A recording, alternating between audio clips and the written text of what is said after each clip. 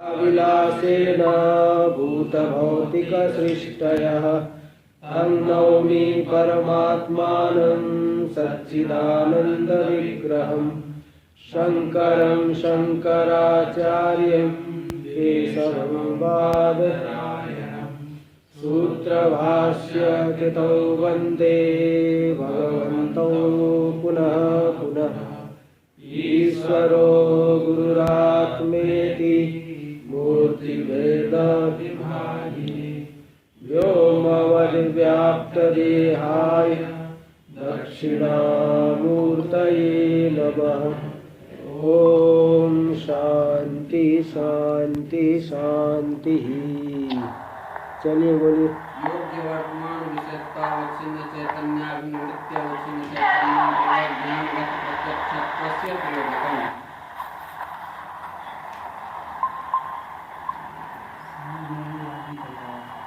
देखिए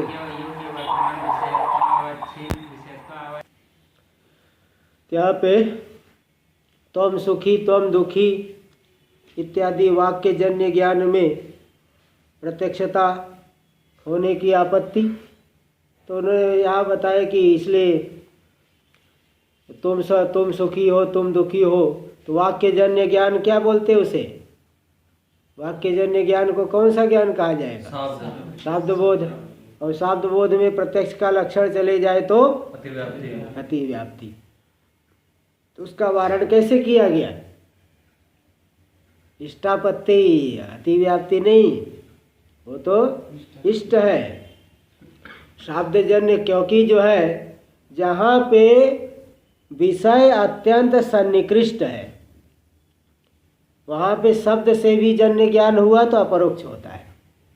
माला गले में रख के भूल गया, ऐसा हम बता दिया अरे भाई आपके गले में है, तो उसे क्या शब्द हो तो प्रत्यक्ष ज्ञान है। इसी प्रकार दशमस्तवमसि तत्वमसि ये सब जो शब्द जन्य ज्ञान है क्या वो प्रत्यक्ष नहीं कहा जाएगा? प्रत्यक्ष होता है इष्टापत्ति। इसलिए वो कोई ऐसी बात नहीं कि अतिव्याप्ति, इष्टापत्ति वो तो प्रत्यक्ष ज्ञान ही माना जाता है। हाँ, इसलिए देखिए वहाँ पे तो दशमस्तवमसि इत्यादि सन्निकृष्ट विषय शब्दादपि अपरोक्ष ज्ञानाभ्युपगमान। और ये दिखा दी कि अतएव पर्वतो हरिमान इत्यादि ज्ञान में भी वहनी अंश में ज्ञान क्या है? परोक्ष है, और पर्वत अंश में अपरोक्ष है। क्योंकि पर्वताद्य अवच्छिन्न चैतन्य से बहिर्निश्रित अंतःकरण वृत्ति अवच्छिन्न चैतन्य भेदात। पर्वताद्य अवच्छिन्न चैतन्य और अंतःकरण वृत्ति अवच्छिन्न चैतन्य जो हुआ, पर्वताकार वृत्ति अवच्छिन्न चैतन्य दोनों में भेद हो गया। वहनी अंशे तो अंतःकरण वृत्ति निर्गमना संभवेन। पर्वतो वहनी माने जो ज्ञान है वहनी अंश में प्रत्यक्ष नहीं है, क्योंकि वहनी जो है हमारे चक्षु से सन्निकृष्ट नहीं है। इसलिए वहनी अंशे तो अंतःकरण वृत्ति निर्गमना संभवेन। वहनी अंश में अंतःकरण वृत्ति का निर्गमन संभव नहीं होने से वहनी अवच्छिन्न चैतन्य से प्रमाण चैतन्य से च परस्परम भेदात। वहनी अवच्छिन्न चैतन्य और प्रमाण चैतन्य। प्रमाण चैतन्य क्या है? वहन्याकार वृत्ति अवच्छिन्न चैतन्य। वहनी अवच्छिन्न चैतन्य क्या, कौन सा चैतन्य हुआ? विषय चैतन्य, प्रमाण चैतन्य। वहनी अवच्छिन्न चैतन्य हो गया विषय चैतन्य। और प्रमाण चैतन्य किसे कहा जाएगा? वहन्याकार वृत्ति अवच्छिन्न चैतन्य। तो अन्याकार वृत्ति वहाँ नहीं बन के अंतःकरण में बन रही है, और तो विषय तो वहाँ है। तो विषय विषयावच्छिन्न चैतन्य और प्रमाण चैतन्य दोनों का भेद हो पाएगा? इसलिए वहनी अंश में यह ज्ञान प्रत्यक्ष नहीं है। वही कर वो अनुमान से, अनुमान करके वो व्याप्ति आदि ज्ञान हुआ, फिर अनुमान करके ये परोक्ष ज्ञान है ना। अनुमिति आदि ये परोक्ष ज्ञान है, उसको अपरोक्ष ज्ञान नहीं कहते। वहन्य अंशे तो अंतःकरण वृत्ति निर्गमना संभवेन वहन्य उच्छिन्न चैतन्य से प्रमाण चैतन्य से च परस्परम भेदात। तथा च अनुभव, देखो अनुभव इसी प्रकार का होता है। पर्वतं पश्यामि वहनी मनुमिनोमि इति। पर्वत को मैं देखता हूँ, वहनी का अनुमान करता हूँ। पर्वत को देखता हूँ, वहनी का अनुमान करता हूँ। यानी पर्वत तो प्रत्यक्ष है और वाणी का अनुमान होता है। तो इस तरह से ये जो वाणी अंश में ज्ञान उसे परोक्ष ज्ञान ही माना जाएगा। इसका मतलब समझ पर्वत तो वाणी मान इसमें दो ज्ञान होंगे। हाँ वैसे नहीं, दो अंश मान लिए ना, दो अंश पर्वत अंश में, हाँ पर्वत अंश में प्रत्यक्ष हुआ, वाणी अंश में, तो वही दो ज्ञान ही हो गया। हाँ ठीक है, दो ज्ञान मान लीजिए कि पर्वत का प्रत्यक्ष ज्ञान हो रहा है और वाणी का अनुमान कर रहा हूँ, तो पर्वत प्रत्यक्ष ज्ञान है, उस पर्वत में वाणी का अनुमान, प्रत्यक्ष ज्ञात पर्वत में वाणी का अनुमान हो रहा है। और न्याय मत में क्या होता है ना, वो लोग कहते पर्वत दिख रहा है लेकिन वाणी विशिष्ट पर्वत का क्या हो जाएगा, अनुमान। केवल पर्वत दिख रहा है ना, वाणी विशिष्ट पर्वत दिख रहा है क्या? वाणी विशिष्ट पर्वत नहीं दिख रहा है, इसलिए वाणी विशिष्ट पर्वत का अनुमान। केवल पर्वत तो दिख रहा है लेकिन वाणी विशिष्ट, पर्वतो वाणी मान, पर्वत वाणी वाला है, इस तरह से वाणी विशिष्ट पर्वत का अनुमान हो कहते। भाई बोलते हैं यार पर्वत को अनुमान क्या मतलब, क्या वाणी का अनुमान कहो, तो कहेंगे नहीं, वाणी विशिष्ट पर्वत का अनुमान। अभी तो कहते पर्वतो वाणी मान, पर्वतो वाणी मान इति ज्ञानवान हम, एक ही ज्ञान हो, यहाँ तो दो ज्ञान मान लिए, एक तो चक्षु के द्वारा जनित हो रही है और एक केवल जो है अनुमान करके। न्याय मते तो पर्वतम अनुमिनोमी इति अनुव्यवसायापत्ति, अगर पर्वत अंश में भी ज्ञान को अनुमान मानोगे तब तो अनुव्यवसाय, पर्वतम अनुमिनोमी इति अनुव्यवसायापत्ति, ये अनुव्यवसाय होने की आपत्ति होनी चाहिए। अनुव्यवसाय होने पर्वत का अनुमान करता हूँ, लेकिन पर्वत का अनुमान करता है, ऐसा अनुव्यवसाय होता है क्या? पर्वतम जानामी, ऐसा अनुव्यवसाय होता है। देखो यहाँ इसलिए पंक्ति दिखाई अनुभव को कि टीका में एक श्लोक दिखाए है, कुमारिल भट्ट का वार्तिक है कि सिद्धानुगम मात्रम ही कर्तुम उत्तम परीक्षक न सर्वलोक सिद्धस्य लक्षणेन निवर्तनम। जो परीक्षक लोग हैं, विद्वान लोग, इसका अगले पृष्ठ पे भी अगर देखेंगे तो हिंदी में भी दे दिए हैं, आपको ढूंढना नहीं पड़ सकता है, अगले पृष्ठ पे भी दे दिए, हिंदी में भी दे दिए हैं अलग से श्लोक। सिद्धानुगम मात्रम ही कर्तुम युक्तम परीक्षक है। संस्कृत टीका में नहीं है, संस्कृत टीका में है ना, सुबोधनी वाली टीका आपके पास है क्या? ननु से दीपिका, वही दीपिका है, ये दीपिका है ना, हाँ अर्थ दीपिका, सही अर्थ दीपिका, इसका नाम अर्थ दीपिका है। हाँ उसमें है ना, अर्थ दीपिका में है, दिखा तो दिया, तीसरी पंक्ति बोल तो रहा थे यहाँ, सिद्धानुगम मात्रा। आपकी अलग पंक्ति होगी, देख लो, मिला? लाओ इधर दिखाओ। जो परीक्षक लोग है ना, सिद्ध का अनुगमन मात्र करना चाहिए, ये नहीं कि लोग सिद्ध है उसका लक्षण के द्वारा परिवर्तन कर दो, लक्षण करके जो है अलग से परिवर्तन करना। जैसे प्रसिद्ध है कि पर्वतो पर्वत, हाँ पर्वत में वाणी का अनुमान करता हूँ, तो आप तो अलग मान रहे हो, पर्वत को देखता हूँ वाणी का अनुमान करता हूँ, ये तो जो है लोक सिद्धि का आप जो है अतिक्रमण कर रहे हो। तो बोल रहे नहीं, लोक सिद्धि का अतिक्रमण नहीं कर रहा हो, अनुभव हो रहा है। क्या अनुभव हो रहा है? पर्वतम पश्यामि वहनी मनुमिनोमि, पर्वत को देखता हूँ वाणी का अनुमान करता हूँ। इसलिए ऐसा नहीं कि हम कोई लोक प्रसिद्धि का अतिक्रमण नहीं कर रहे हैं, लोक प्रसिद्धि हमको लोक में अनुभव हो रहा है ना, ये अनुभव की बात बता रहे, इसलिए ऐसा नहीं केवल लक्षण के द्वारा हम कुछ अलग सिद्ध कर दे रहे। और दूसरी बात है, विरोध दिखाए कि अगर पर्वत का भी अनुमिति ज्ञान का ही अंश पर्वत है, तब तो क्या होना चाहिए? पर्वतम अनुमिनोमि, ऐसा अनुव्यवसाय होना चाहिए, लेकिन ऐसा नहीं होता है। अनुमिति विषयक मानस प्रत्यक्ष होना चाहिए, लेकिन होता नहीं। तब तो अब यहाँ फिर शंका होगी, तब तो हर जगह पक्ष का प्रत्यक्ष होना चाहिए, लेकिन कहीं कहीं पक्ष प्रत्यक्ष नहीं होता। जैसे आकाश का अनुमान करते हैं, परमाणु का अनुमान करते हैं, है ना। देखो इसको दे दिए अनुमान, तो प्रथम पंक्ति में टीका में दे दिए, पृथ्वी परमाणवो गंधवंतः पृथ्वीत्वात्। आगे जहाँ पाठ चलेगा उसका, वही पेज नंबर 43 टीका में दे दिए, पृथ्वी परमाणवो गंधवंतः पृथ्वीत्वाद घटादिवत इत्यादि पक्षक अनुमान में इत्यादि वह प्रत्यक्ष पक्षक अनुमानव अनुमितव पक्षे साध्ये च ज्ञानम परोक्षम एवं। तो जहाँ पे पक्ष भी परोक्ष है, साध्य भी परोक्ष है, वहाँ अनुमिति पूरे अंश में ही परोक्ष मानी जाएगी। पक्ष अंश में भी परोक्ष मानी जाएगी, साध्य अंश में। पर्वतो वहनी मान, यहाँ तो क्या हो, पक्ष दिख रहा है ना सामने, इसलिए पक्ष अंश में अनुमिति को परोक्ष नहीं कह सकते, साध्य अंश में परोक्ष है। लेकिन जहाँ पे पक्ष भी परोक्ष है और साध्य भी परोक्ष है, वहाँ अनुमिति दोनों अंश में परोक्ष ज्ञान ही मानी जाएगी, प्रत्यक्ष नहीं मानी जाएगी। देखो वही कह रहे, असन्निकृष्ट पक्षक अनुमितौ तु सर्वांशेपि ज्ञानम परोक्षम।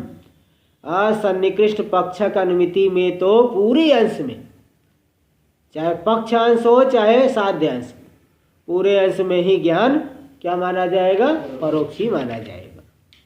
दोनों ही अंश में ज्ञान परोक्ष माना जाएगा।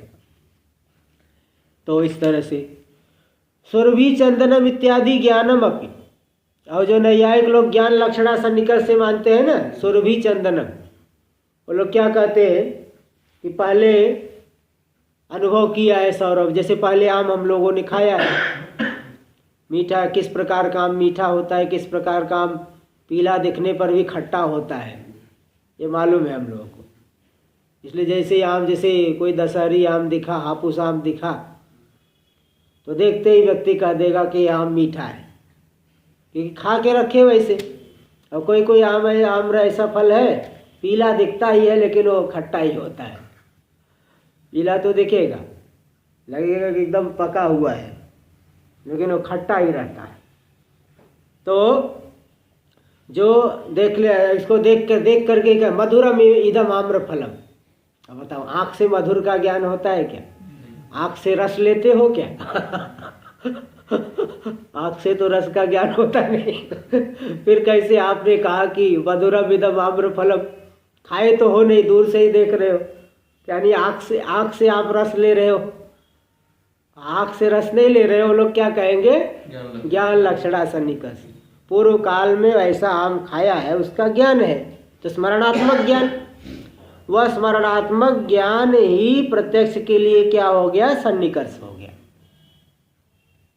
तो इसलिए उस अलौकिक सन्निकर्ष से उस मधुर रस का भी चक्षुर इंद्रिय के द्वारा ज्ञान हो गया, मधुरम इदम आम्र फलम। तो वहाँ पे जो ज्ञान है, तो आम्रफल, आम्रपिंड में ज्ञान को क्या कहा जाएगा, प्रत्यक्ष, ठीक है। और उसी में ज्ञान लक्षणा सन्निकर्ष से जो है मधुर का भी ज्ञान चक्षु के द्वारा, एक ही ज्ञान, दो ज्ञान तो नहीं कहेंगे, चक्षु के द्वारा अलौकिक सन्निकर्ष हो करके मधुरम इदम आम्रफलम ऐसा ज्ञान हो जा रहा है। इसी प्रकार सुरभि चंदनम, नासिका से आप गंध लोगे, आँख से थोड़ी गंध लेते हैं, लेकिन वहाँ कह देंगे सुरभि चंदनम, अलौकिक सन्निकर्ष से ज्ञान हुआ, तो प्रत्यक्ष ज्ञान है वो, अलौकिक सन्निकर्ष से लेकिन हुआ। तो ये तो न्याय मत की बात है। इसी प्रकार सामान्य लक्षणा सन्निकर्ष से क्या मानते हैं, धूमत्व सन्निकर्ष से सकल धूम में व्याप्ति का ग्रहण, क्योंकि ये शंका होगी ना कि जैसे आपने व्याप्ति तो ग्रहण किया है, महानसी वहनी की व्याप्ति महानसी धूम में ग्रहण किया है, और यहाँ तो पर्वत में धूम को देख रहे हो, तो क्या वही धूम है जो वहाँ पर व्याप्ति ग्रहण आपने किया तो उस समय देखा था? व्याप्ति ग्रहण आप कब का किए हो, कोई साल 2 साल पहले किए होंगे, और अभी धूम वहाँ पर्वत में दिख रहा है, भले पर्वतो वहनी मान धूमात, तो क्या वही धूम है वो? धूम कितना बदल गया हो तो। लेकिन फिर कहेंगे नहीं, ये लोग नैयायिक लोग क्या कहते हैं, नहीं, जिस काल में हमने धूम में व्याप्ति का ग्रहण किया था, तो एक धूमत्व, धूम में धूमत्व रहेगा कि नहीं, उस धूमत्व सन्निकर्ष से सकल धूम का प्रत्यक्ष हुआ था।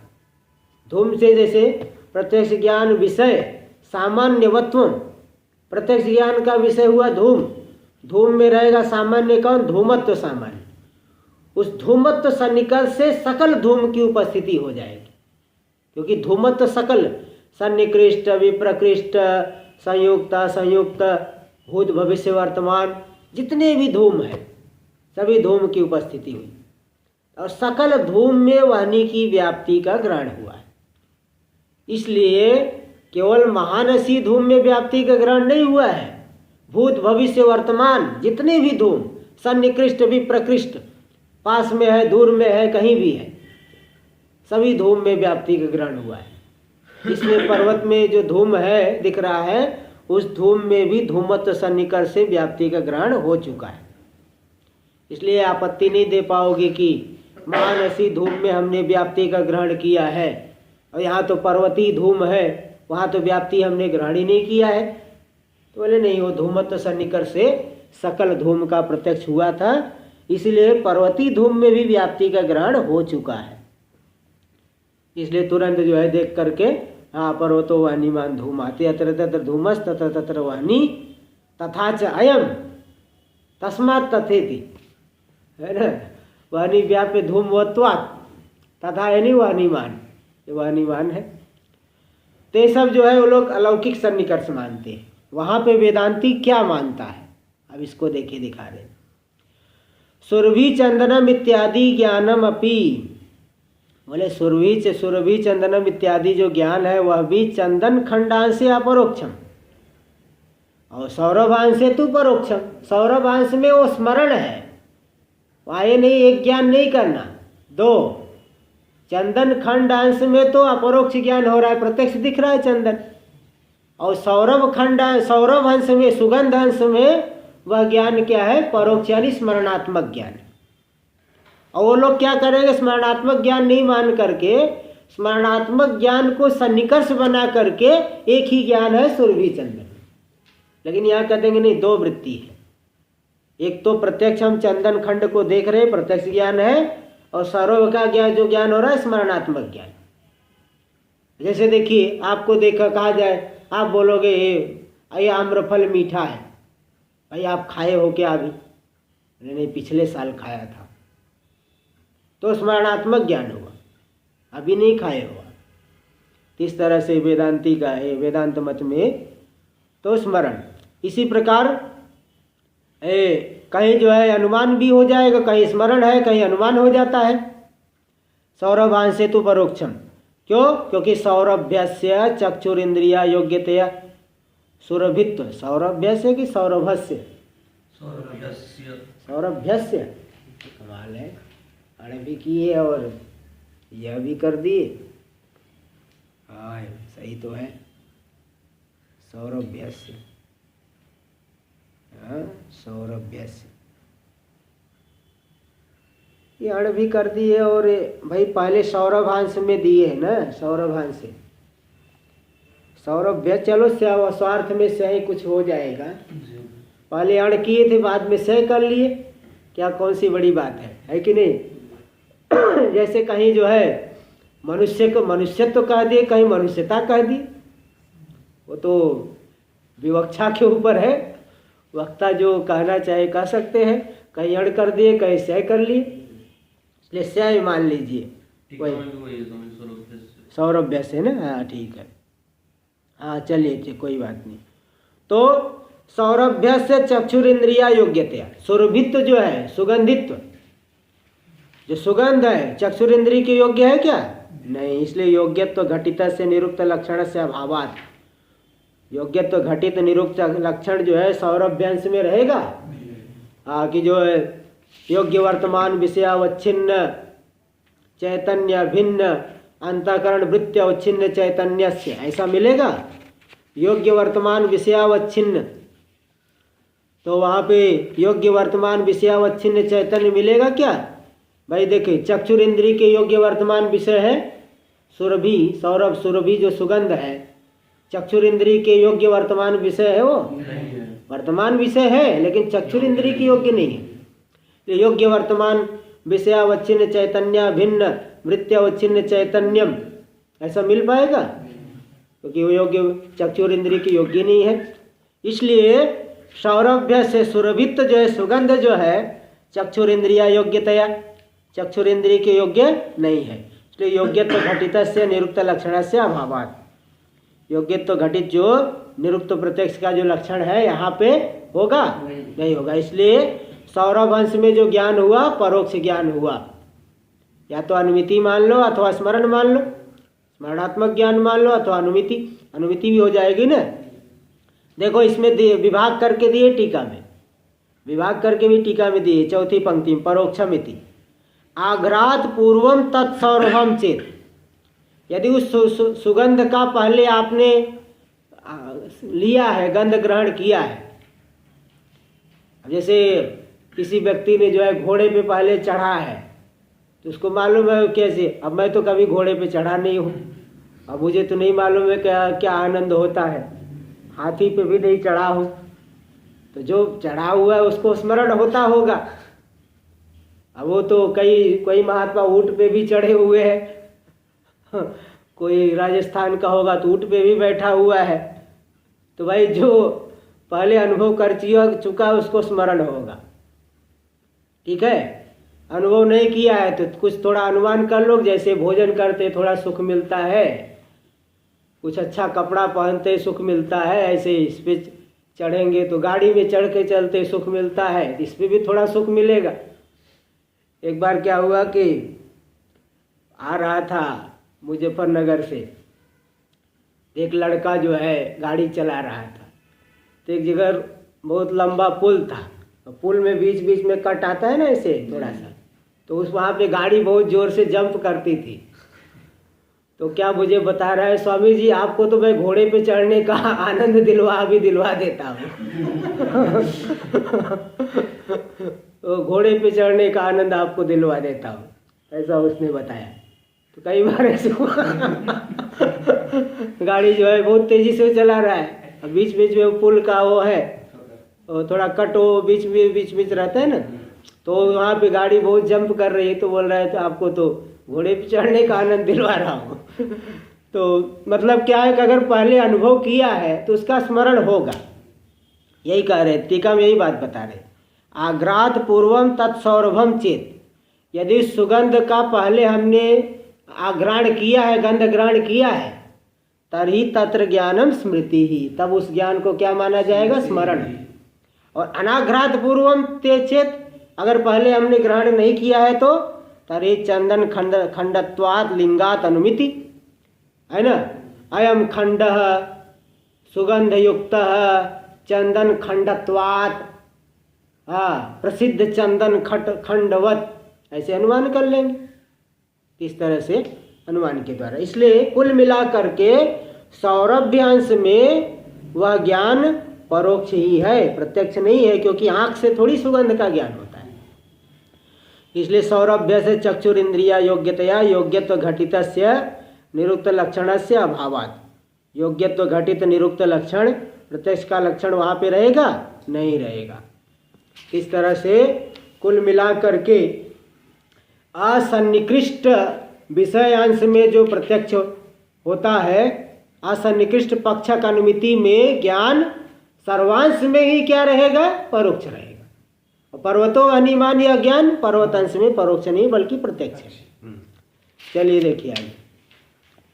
अब यहाँ पे थोड़ी सी आशंका, न चैवम एकत्र ज्ञाने परोक्षत्वा परोक्षत्योर अभ्युपगमे, एक ही ज्ञान में परोक्षत्व भी मान लिए, है ना। एक ही पर्वतो अनिमान इस ज्ञान में पर्वत अंश में ज्ञान को आपने परोक्ष अपरोक्ष माना, वाणी अंश में क्या मान लिए, परोक्ष माने, वाणी अंश में परोक्ष है, पर्वत अंश में अपरोक्ष है। तो एक ही ज्ञान में दो परोक्षत्व भी आ गया और अपरोक्षत्व भी आ गया। भाई दो प्रकार की वृत्ति हो रही, ज्ञान तो एक ही मान रहे, यहाँ इससे लग रहा है ज्ञान एक ही है, वो वृत्ति दो है। एक तो क्या है कि चक्षु के द्वारा जो वृत्ति बन रही परोक्ष अपरोक्ष वृत्ति है रही, और जो व्याप्ति के द्वारा वृत्ति बन रही है वो परोक्ष हो रही है। तो एक ज्ञान में दो है, परोक्ष अंश भी आ रहा है अपरोक्ष अंश, वाणी अंश में परोक्ष हो गया, पर्वत अंश में अपरोक्ष हो गया। न चैवम एकत्र ज्ञाने परोक्षत्वा परोक्षत्योर अभ्युपगमे, एक ही ज्ञान में परोक्षत्व और अपरोक्षत्व दो मान लिए, परोक्ष वृत्ति भी है और अपरोक्ष वृत्ति भी है। तो तयोर जातित्व न स्यात्, तब तो परोक्षत्व और अपरोक्षत्व के में क्या रहेगा, जातित्व नहीं सिद्ध होगा, जाति नहीं सिद्ध हो पाएगा। परोक्षत्व एक जाति है, अपरोक्षत्व भी जाति है। तो परोक्ष ज्ञान में क्योंकि इनका सांकर्य हो गया, जहाँ सांकर्य दोष होता है वहाँ जाति नहीं मानी जाती। न्याय में प्रसिद्ध है मूर्तत्व और भूतत्व। क्योंकि देखो सांकर्य किसे कहते हैं, परस्पर अत्यंताभावाधिकरणयोर एकत्र समावेश संकर। परस्पर अत्यंताभाव के जो अधिकरण हो, यानी जैसे देखिए मूर्तत्व और भूतत्व में, मूर्तत्व को छोड़ करके भूतत्व कहाँ रहता है, आकाश में, और भूतत्व को छोड़ करके मूर्तत्व कहाँ रहेगा, मन में। और दोनों कहाँ रहते हैं, पृथ्वी जल तेज वायु, 4 जगह पे रहते दोनों। यानी 5 को भूत कहते हैं ना, पृथ्वी जल तेज वायु आकाश, 5 है भूत। भूतत्व कहाँ रहेगा, 5 में रहेगा। और मूर्त भी 5 है, पृथ्वी जल तेज वायु और मन। मूर्तत्वम किम क्रियावत्वम, जो क्रियाशील हो उसे मूर्त कहते हैं। तो पृथ्वी जल तेज वायु और मन, ये 5 है मूर्त। और पृथ्वी जल तेज वायु आकाश, ये 5 है भूत। तो भूतत्व भी 5 में रहा और मूर्तत्व भी 5 में रहा, किंतु मूर्तत्व विहाय भूतत्व कहाँ रहा, भूतत्व आकाश में, हाँ, मूर्तत्व को छोड़ करके भूतत्व कहाँ रहा, आकाश में। और भूतत्व को छोड़ करके मूर्तत्व कहाँ रहा, मन में। तो परस्पर अत्यंता भावाधिकरणयो हो, परस्पर अत्यंता भाव के जो अधिकरण वाले हैं, यानी एक के जहाँ अधिकरण अत्यंता भाव रह रहा है वहाँ वो रह रहा है ना। दूसरे का जहाँ अत्यंता भाव रह रहा है वहाँ पहला वाला रह रहा है। देखो पहले वाले का अत्यंता भाव जहाँ रह रहा है, मूर्तत्व का अत्यंता भाव रहेगा आकाश में, वहाँ भूतत्व रह रहा है। और जहाँ भूतत्व का अत्यंता भाव है मन में, वहाँ क्या रह रहा है, मूर्तत्व रह रहा है। और दोनों का समावेश हो गया कहाँ, पृथ्वी जल तेज वायु, इसलिए इसको कहते हैं सांकर्य दोष। तो परस्पर अत्यंता भाव अधिकरणयो हो, समानाधिकरणयोर एकत्र समावेश, परस्पर अत्यंता भाव समानाधिकरणयोर एकत्र समावेश, सांकर्य, सांकर्य दोष है ना। मालूम नहीं है तो लिख लो, परस्पर अत्यंता भावाधिकरणयो हो, परस्पर अत्यंता भावाधिकरणयोर एकत्र समावेश। हाँ, इसमें नहीं दिया है, टीका में नहीं दिया। एक सांकर एक दोष है, परस्पर अत्यंता भावाधिकरणयोर एकत्र समावेश सांकर्यम, सांकर सांकर्यम, सांकर्यम लिख लेना। एकत्र समावेश, परस्पर अत्यंता भावाधिकरणयोर एकत्र समावेश सांकर्यम।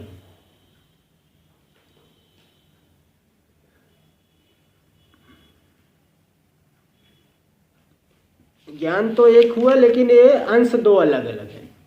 एक जो वृत्ति जो है 2 प्रकार की बन रही है, लिख लिए। हाँ, तो अब सांकर्य दोष हो गया। अब देखो जैसे वहां पे मूर्तत्व और भूतत्व में सांकर्य दोष हुआ, तो मूर्तत्व को भी जाति नहीं मानते, भूतत्व को भी जाति नहीं मानते। ऐसे यहाँ पे भी क्या हो जाएगा, पर यहाँ पे भी देख लीजिए सांकर्य दोष हो रहा है। यहाँ पे सांकर्य दोष कैसे, पर्वतो वह्निमान, इसमें जो है, हाँ, इसमें देखो अयम घट है जो ज्ञान हुआ, अयम घट, जैसे यम लेखनीय ज्ञान हुआ, यम लेखनीय ज्ञान, यह ज्ञान जो है यहाँ पे देखो परोक्षत्व विहाय, इस पूरे अंश में अपरोक्षत्व रह रहा है। तो परोक्षत्व विहाय अपरोक्षत्व रह रहा है इसमें, यम लेखनी, इस ज्ञान में यम लेखनी बोलना पड़ेगा, अयम लेखनी नहीं, अयम घटा बोल सकते, यम लेखनी, यम लेखनी इस ज्ञान में पूरे अंश में क्या रह रहा है, अपरोक्षत्व। तो परोक्षत्व विहाय अपरोक्षत्व रहा है यम लेखनी इस ज्ञान में। और जहाँ पे पृथ्वी परमाणु गंधवंत, उस अनुमान में पूरे अंश में परोक्षत्व रह रहा है, इसलिए अपरोक्षत्व विहाय अपरोक्षत्व रह गया पृथ्वी परमाणु गंधवंत उस अनुमिति में। और दोनों का समावेश कहाँ हो गया, पर्वतो वह्निमान, इस अनुमिति में। इसलिए परोक्षत्व अपरोक्षत्व दोनों क्या हो गए, सांकर, दोनों में सांकर्य दोष हो रहा है। तो सांकर एक दोष मानते हैं। कई दोष ऐसे होते हैं जिनको जाति का बाधक माना जाता है। वो आप एक श्लोक यहाँ दिया है हिंदी वाली पुस्तक में, 45 पृष्ठ पे हिंदी में दिया है।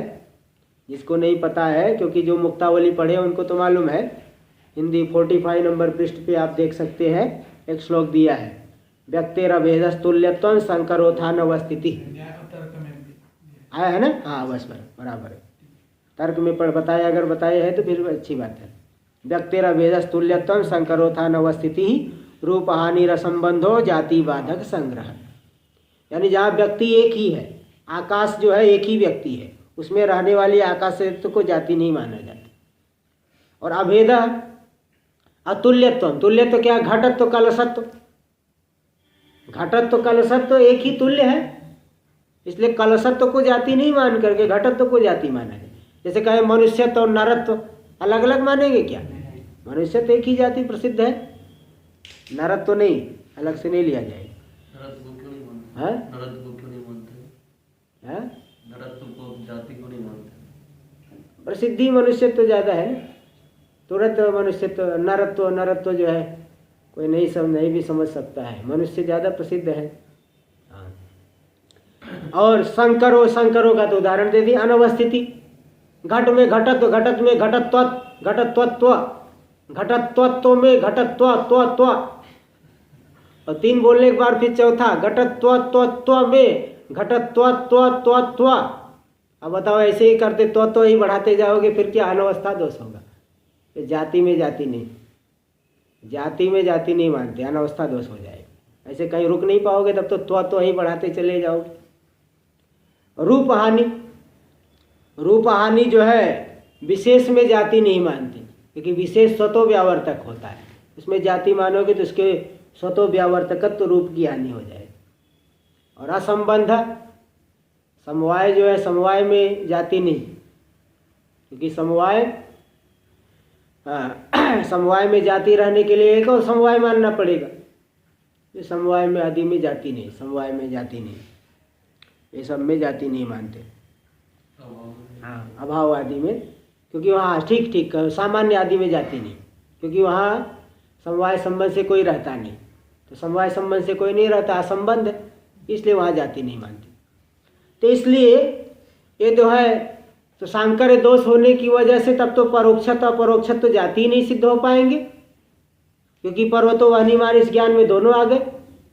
ये ऐसा पूर्व पक्षी ने आपत्ति दिया। न चैवम एकत्र ज्ञाने परोक्षत्वापरोक्षत्वयोर अभ्युपगमे तयोर जातित्वम न स्यात् इति सिद्धांतिकरण न च वाच्यम इष्टापत्ति। वेदांत में कोई जाति नहीं मानी जाती। आप लोग नैयायिक लोग जो है कई कितने नित्य मान के रखे हो, वेदांत में एक ही नित्य है, एक ब्रह्म को छोड़ के दूसरा कोई नित्य नहीं। इसलिए जाति उपाधि कुछ नहीं हम मानते। जातित्व उपाधित्व परिभाषा यहाँ सकल प्रमाणा गोचरतया, जातित्व और उपाधित्व वाली जो परिभाषा है, क्योंकि अब जो है ये जाति नहीं माने इष्टापत्ति है, तो जाति किसको मानोगे? बोले नहीं, जातित्व उपाधित्व परिभाषा या सकल प्रमाणा गोचरतया। जैसे वैयाकरण लोग घघी घूटी जो है वो तो उनके अपने घर की परिभाषा है, और थोड़ी ऐसा टी संज्ञा, टी का मतलब वहाँ अचो अंत्यादि टी करोगे क्या? लोक व्यवहार में थोड़ी अचो अंत्यादि टी लिया जाएगा। नदी से यूस्त्र्याख्यो नदी, दीर्घिकारांत और दीर्घकारांत, अब कोई बहुत प्रवाह बह रहा है, गंगा जी, बोले यूस्त्र्याख्यो नदी, वहाँ ये नदी संज्ञा नहीं है, वहाँ ऐसा लगेगा क्या? वो अपने घर की परिभाषा है, वो पारिभाषिक की संज्ञा है, इसलिए वो किसी प्रमाण का विषय है क्या? इसी प्रकार जातित्व उपाधित्व जो जाति का क्या लक्षण करते हैं? नित्यम एकम अनेकानुगतम सामान्यम, जो नित्य हो, एक ही अनेक में अनुगत हो, अनेक में समवाय संबंध से रहे। पहली बात, समवाय सिद्ध नहीं है, एक ब्रह्म को छोड़ के दूसरा कोई नित्य नहीं है, इसलिए फिर वो जाति सिद्ध नहीं। तो इसी प्रकार उपाधि भी लोग मानते हैं, समवेत भिन्नत्वे सति स्वतो व्यावर्तकत्व, तो समवाय संबंधी सिद्ध नहीं हुआ तो समवेत सिद्ध नहीं होगा, तो लक्षण सिद्ध हो पाएगा क्या उपाधि का? वो भी सिद्ध नहीं होगा। इसलिए जातित्व उपाधित्व परिभाषा यहाँ सकल प्रमाणा गोचरतया, जातित्व उपाधित्व परिभाषा जो है संपूर्ण प्रमाण का अविषय होने से अप्रामाणिकत्वात्, प्रामाणिक नहीं है। जैसे गुण वृद्धि वेदा व्याकरण में संज्ञा है, वो अलग ही संज्ञा है। इसी प्रकार आपके अपने घर की परिभाषा इसलिए संपूर्ण प्रमाण का, किसी भी प्रमाण का विषय नहीं है, इसलिए ओम नहीं मानी जाएगी। फिर बोले घटोयम पटोयम ये सब व्यवहार कैसे होगा? बोले देखो घटोम यम इत्यादि प्रत्यक्षम ही घटत्वादि सद्भावे मानम न तो तस्य जातित्वेपि। घटोयम जो प्रत्यक्ष है घटत्व आदि के होने में प्रमाण है, अनुगत विषय के लिए एक धर्म है, घटत्वादि धर्म के होने में तो प्रमाण है, किंतु वो जाति है इसमें थोड़ी प्रमाण है, उसके जाति होने में प्रमाण नहीं है ना। एक धर्म के द्वारा व्यवहार हो जाएगा। अब वो लोग तो क्या कहते हैं कि यो या व्यक्ति रेन इंद्रियण गृह्यते तन्निष्ठा जाति तदभावस्य तेनैव गृह्यते, वो नियम बना के रखे। बोले वो तो एक धर्म को लेकर के ही व्यवहार हो जाएगा। एकाकार प्रतीति से जाति की सिद्धि आप मानते हो, वो तो एक धर्म को लेकर के हो जाएगा, इसलिए कोई वो जाति तो घटोया में प्रत्यक्ष घटत्व आदि के होने में प्रमाण है, वह जाति है इसमें प्रमाण नहीं है। जातित्व रूप साध्या प्रसिद्ध हो, जब जातित्व रूपी साध्य की प्रसिद्धि नहीं हुई तो तत्साधक अनुमानस्यापि अनवकाशात्, उस जाति की सिद्धि करने वाला अनुमान के लिए भी अवकाश नहीं है ना। कि देखो साध्य जाति पहले, जैसे वाहनी पहले प्रसिद्ध हो, आप कहोगे चलो ठीक है प्रत्यक्ष किसी प्रमाण से अन्य प्रमाण से हम अनुमान प्रमाण से सिद्ध कर लेंगे। अनुमान प्रमाण क्या होगा? वो दिए है अगले पृष्ठ पे 45 नंबर के पृष्ठ पे दिए है टीका में। घटत्वादिकम जाति ही उपाधि भिन्न सामान्य धर्मत्वात् सत्तावद मिला। इस अनुमान के द्वारा हम जाति की सिद्धि कर लेंगे। घटत्वादिकम जाति ही, घटत्वादि जाति है क्यों? उपाधि भिन्न सामान्य धर्मत्वात्, उपाधि से भिन्न सामान्य धर्म होने से व्याप्ति क्या हो जाएगी? उपाधि भिन्न सामान्य धर्मत्वम जातित्वम। तो धर्म है, सामान्य धर्म है, अनुगत प्रतीति का जनक धर्म है, इसलिए जाति मानना चाहिए उपाधि से, क्योंकि जाति और उपाधि दोनों ही अनुगत सामान्य धर्म होते हैं, सामान्य धर्म होते हैं। तो उपाधि भिन्न सामान्य धर्म होने से फिर जाति ही बच गई। तो बोले नहीं, पहले अनुमान करने के लिए पहले जाति पहले से प्रसिद्ध होना चाहिए। जैसे पर्वत में वहनी का अनुमान करने के लिए वहनी पहले से प्रसिद्ध है कि नहीं? भले पर्वत में नहीं प्रसिद्ध है, दूसरी जगह देखते हो कि नहीं, मानस में, चत्वर में, गोष्ठ में सब देख के रखे। इसी प्रकार यहाँ पे जाति पहले से सिद्ध नहीं है। जब जाति पहले से सिद्ध नहीं है, हाँ, तो ये देखो वही करे जातित्व रूप साध्या प्रसिद्धौ घटत्वादिकम जाति, साध्य जातित्वम। घटत्व में जातित्व की सिद्धि करना है, तो जातित्व की सिद्धि हो जाएगी। घट क्या सिद्ध हो गया? घटत्व जाति हो गई, उसमें जातित्व की सिद्धि मतलब वह जाति है। तो जातित्व रूपी जब साध्य पहले से प्रसिद्धि नहीं है तो तत्साधक अनुमानस्यापि अनवकाशात्। अगर कहीं वहनी प्रसिद्धि नहीं होती तो पर्वत में वहनी की अनुमान के द्वारा सिद्धि कर सकते थे? नहीं। वहनी पहले से सिद्ध है तब आप पर्वत में वहनी का अनुमान कर सकते हो। इसी प्रकार जातित्व पहले से सिद्ध हो कहीं, तब घटत्व में जातित्व की सिद्धि कर पाओगे। इन जातित्व पहले से सिद्ध नहीं है, इसलिए उसकी सिद्धि करने वाले अनुमान के लिए कोई अवकाश नहीं, सामान्य रूप से एक धर्म मान करके व्यवहार हो जाएगा। और देखिए फिर उपाधि की भी सिद्धि नहीं हो पाएगी। समवाया सिद्ध्या ब्रह्म भिन्न निखिल प्रपंच से अनित्यतया च, समवाय की सिद्धि नहीं होने से और ब्रह्म भिन्न निखिल प्रपंच अनित्य होने से नित्य समवेतत्व घटित जातित्व से घटत्वादौ असिद्धेश्च। नित्य समवेत नित्यम एकम अनेकानुगतम सामान्यम, नित्य समवेत नित्यत्व समवेतत्व घटित, नित्यत्वे सति अनेक समवेतत्वम, अनेक में अनुगत होना चाहिए ना। नित्यत्व सति अनेक समवेतत्व, तो नित्यत्व समवेतत्व घटित, जाति जो है जातित्व से घटत्वादव असिद्धेश्च, क्योंकि समवाय ही सिद्ध नहीं है। क्यों समवाय क्यों सिद्ध नहीं? क्योंकि ब्रह्म भिन्न निखिल प्रपंच से अनित्यतया, ब्रह्म भिन्न निखिल प्रपंच अनित्य होने से समवाय की सिद्धि नहीं हुई। भाई समवाय तो वही तभी मानोगे समवाय जब नित्य हो, नित्य संबंध समवाय है, तो समवाया सिद्ध्या, क्योंकि समवाय देखिए नित्यत्व सति संबंधत्व समवायत्व, समवायत्व नित्य होते हुए जो संबंध हो उसे कहते समवाय। तो समवाय की सिद्धि नहीं होने से ब्रह्म भिन्न निखिल प्रपंच से अनित्यतया च, ब्रह्म से भिन्न संपूर्ण प्रपंच अनित्य होने से नित्यत्व समवेतत्व घटित जातित्व से घटत्वादव असिद्धेश्च, नित्यत्व समवेतत्व घटित जातित्व घटत्व आदि में सिद्ध होगा। भाई समवाय सिद्ध हो तब तो समवेतत्व की सिद्धि होगी ना। समवाय संबंध से रहे उसे क्या कहेंगे? समवेत।